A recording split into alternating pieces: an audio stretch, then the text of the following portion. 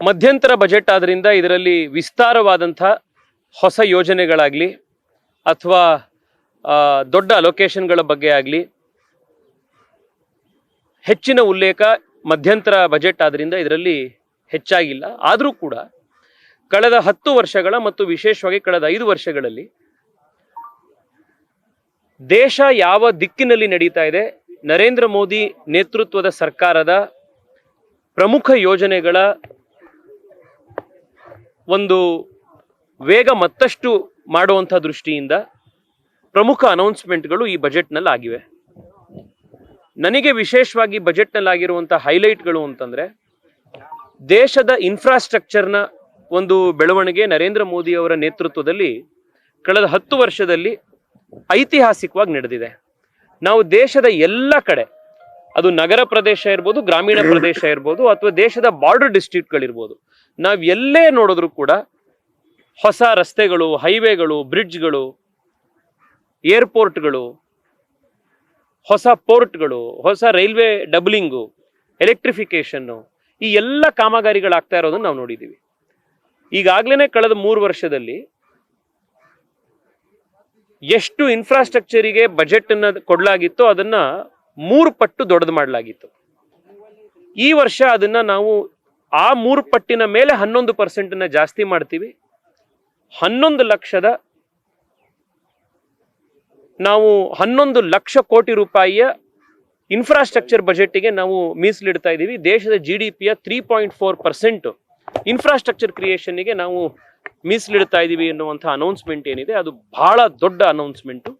ಇದರಿಂದ ಕರ್ನಾಟಕ ಇರ್ಬೋದು, ದೇಶದ ಬೇರೆ ಬೇರೆ ರಾಜ್ಯಗಳಿರ್ಬೋದು, ಅಪಾರವಾದಂಥ ಇನ್ಫ್ರಾಸ್ಟ್ರಕ್ಚರ್ ಬೆಳವಣಿಗೆ ಆಗುವಂಥದ್ದಿದೆ. ಜೊತೆಗೆ ಲಕ್ಷಾಂತರ ಉದ್ಯೋಗಗಳು ಸೃಷ್ಟಿಯಾಗುವಂಥದ್ದಿದೆ. ಎರಡನೇದು ಬಹಳ ದೊಡ್ಡ ಅನೌನ್ಸ್ಮೆಂಟ್ ಇದರಲ್ಲಿ ಆಗಿರುವಂಥದ್ದು, 1 ಲಕ್ಷ ಕೋಟಿ ರೂಪಾಯಿ ರಿಸರ್ಚ್ ಅಂಡ್ ಡೆವಲಪ್ಮೆಂಟ್ಗೆ ನಾವು ಸಾಲರಹಿತವಾದಂಥ, ಅಂದರೆ ಬಡ್ಡಿ ರಹಿತವಾದಂಥ ಸಾಲಗಳನ್ನು ಕೊಡೋದಿಕ್ಕೆ ಗ್ರ್ಯಾಂಟನ್ನ ಎಸ್ಟಾಬ್ಲಿಷ್ ಮಾಡ್ತಿದ್ದೀವಿ ಎನ್ನುವಂಥ ಒಂದು ಘೋಷಣೆ. 1 ಲಕ್ಷ ಕೋಟಿ ರೂಪಾಯಿ ಬಹಳ ದೊಡ್ಡ ಮೊತ್ತ.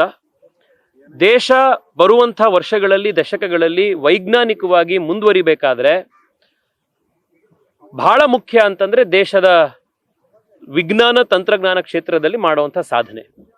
1 ಲಕ್ಷ ಕೋಟಿ ರೂಪಾಯಿ ಇಲ್ಲಿವರೆಗೆ ಯಾವ ಸರ್ಕಾರನೂ ಕೂಡ ವಿಜ್ಞಾನ ಕ್ಷೇತ್ರದಲ್ಲಿ, ರಿಸರ್ಚ್ ಅಂಡ್ ಡೆವಲಪ್ಮೆಂಟ್ ಅಲ್ಲಿ ದೇಶದ ಆರ್ಥಿಕ ಬೆಳವಣಿಗೆ ದೃಷ್ಟಿಯಿಂದ ಮುಂದಿನ, ಈಗ ಯಾಕೆ ಅಂತಂದ್ರೆ ಎಷ್ಟೋ ಒಂದು ಟೆಕ್ನಾಲಜಿಗಳು ಇವತ್ತು ಎಮರ್ಜಿಂಗ್ ಟೆಕ್ನಾಲಜೀಸ್ ಆಗಿ ಸನ್ರೈಸ್ ಸೆಕ್ಟರ್ನಲ್ಲಿ ಬರ್ತಾ ಇದ್ದಾವೆ. ಆ ಎಲ್ಲ ಟೆಕ್ನಾಲಜಿಗಳಲ್ಲಿ ಭಾರತ ಹಿಂದುಳಿಬಾರದು. ವಿದೇಶದಲ್ಲಿ ಯಾವ ಮಟ್ಟದಲ್ಲಿ ರಿಸರ್ಚ್ ಅಂಡ್ ಡೆವಲಪ್ಮೆಂಟ್ ಆಗ್ತಿದಾವೋ ಅಂಥ ಮಟ್ಟದಲ್ಲಿ ಭಾರತದಲ್ಲೂ ಆಗಬೇಕು ಅಂತ 1 ಲಕ್ಷ ಕೋಟಿ ರೂಪಾಯಿ ಅನೌನ್ಸ್ಮೆಂಟ್ ಆಗಿದೆ. ವಿಶೇಷವಾಗಿ ಬೆಂಗಳೂರು ದೇಶದ ವಿಜ್ಞಾನದ ನಗರ. ಬಹಳ ಅಡ್ವಾನ್ಸ್ಡ್ ಆಗಿರುವಂಥ ಏರೋನಾಟಿಕಲ್ ಇಂಜಿನಿಯರಿಂಗ್ ಇಂದ ರೋಬೋಟಿಕ್ಸ್ನವರೆಗೆ, ಫಿನ್ಟೆಕ್ನಿಂದ ಹಿಡಿದು ಆರ್ಟಿಫಿಷಿಯಲ್ ಇಂಟೆಲಿಜೆನ್ಸ್ವರೆಗೆ, ಸೆಮಿಕಂಡಕ್ಟರ್ ಡಿಸೈನಿಂಗ್ನ ಬಗ್ಗೆ ಬೆಂಗಳೂರಿನ ಬಹಳ ದೊಡ್ಡ ಒಂದು ಕೊಡುಗೆ ಇದೆ.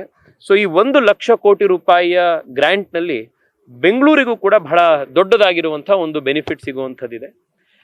ಒಟ್ಟಿನಲ್ಲಿ ಹೇಳೋದಾದರೆ ಈ ಬಜೆಟ್ನಲ್ಲಿ ದೇಶದ ಅತ್ಯಂತ ಕಡು ಬಡವರನ್ನ ದೃಷ್ಟಿಯಲ್ಲಿ ಇಟ್ಟುಕೊಂಡು ಕೂಡ ಸಾಕಷ್ಟು ಯೋಜನೆಗಳನ್ನು ತರಲಾಗಿದೆ.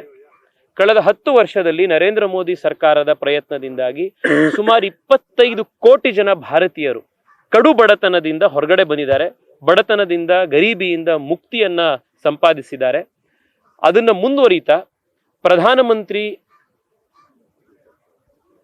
ನೇತೃತ್ವದಲ್ಲಿ ಮನೆ ಮನೆಗಳ ಮೇಲೆ ಸೋಲಾರ್ ರೂಫ್ ಟಾಪ್ನ ಒಂದು ಎಲೆಕ್ಟ್ರಿಸಿಟಿಯನ್ನ ನಡೆಸುವಂಥ, ಜನರೇಟ್ ಮಾಡುವಂಥ 300 ಯೂನಿಟ್ನವರೆಗೆ ಉಚಿತವಾದಂಥ ಎಲೆಕ್ಟ್ರಿಸಿಟಿಯನ್ನು ಮಾಡುವಂಥ, ಅದರ ಮೇಲ್ಪಟ್ಟಂಥ ಯಾವ ಎಲೆಕ್ಟ್ರಿಸಿಟಿ ಪ್ರೊಡ್ಯೂಸ್ ಆಗುತ್ತೆ ಅದನ್ನ ಗ್ರಿಡ್ಡಿಗೆ ಮಾರಿ ದುಡ್ಡನ್ನು ಕೂಡ ಸಂಪಾದನೆ ಮಾಡ್ಕೊಳ್ಳುವಂಥ ಬಹಳ ದೊಡ್ಡ ಯೋಜನೆಗೆ ಪ್ರಧಾನಮಂತ್ರಿಗಳು ಜನವರಿ 22ನೇ ತಾರೀಕು ರಾಮ ಮಂದಿರದ ಪ್ರಾಣ ಪ್ರತಿಷ್ಠಾಪನೆ ಜೊತೆಗೆ ಅದನ್ನ ಪ್ರಾರಂಭ ಮಾಡಿದ್ರು. ಅದಕ್ಕೂ ಕೂಡ ಬಹಳ ದೊಡ್ಡ ಔಟ್ಲೇಯನ್ನ ಈ ಘೋಷಣೆಯೆಲ್ಲ ಮಾಡಲಾಗಿದೆ.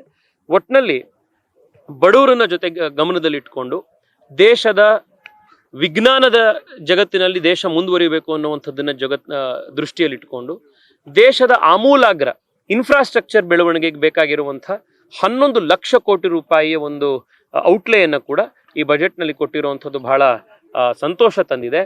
ಎಲ್ಲಕ್ಕಿಂತ ಮುಖ್ಯವಾಗಿ ಅಂತಂದ್ರೆ ನಿರ್ಮಲಾ ಸೀತಾರಾಮನ್ ಅವರು ಬಹಳ ಕಾನ್ಫಿಡೆಂಟ್ ಆಗಿ ಜುಲೈ ತಿಂಗಳಲ್ಲಿ ಮತ್ತೆ ನಾವು ಆಯ್ಕೆಯಾಗಿ ಬಂದ ನಂತರ ಪೂರ್ಣಾವಧಿಯ ಬಜೆಟ್ನಲ್ಲಿ ಮತ್ತೆ ವಿಸ್ತಾರವಾಗಿ ಎಲ್ಲ ವಿಷಯಗಳನ್ನು ನಾವು ಮಂಡಿಸ್ತೀವಿ ಎನ್ನುವಂಥ ಆಶ್ವಾಸನೆಯನ್ನು ಕೂಡ ದೇಶದ ಜನಕ್ಕೆ ಸಂಸತ್ನಲ್ಲಿ ಇವತ್ತು ಕೊಟ್ಟಿದ್ದಾರೆ.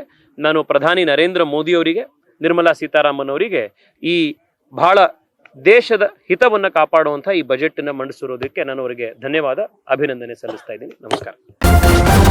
ನ್ಯೂಸ್ ಫಸ್ಟ್ ನಿರ್ಭೀತಿಯಿಂದ ನಿಮ್ಮ ಪರವಾಗಿ.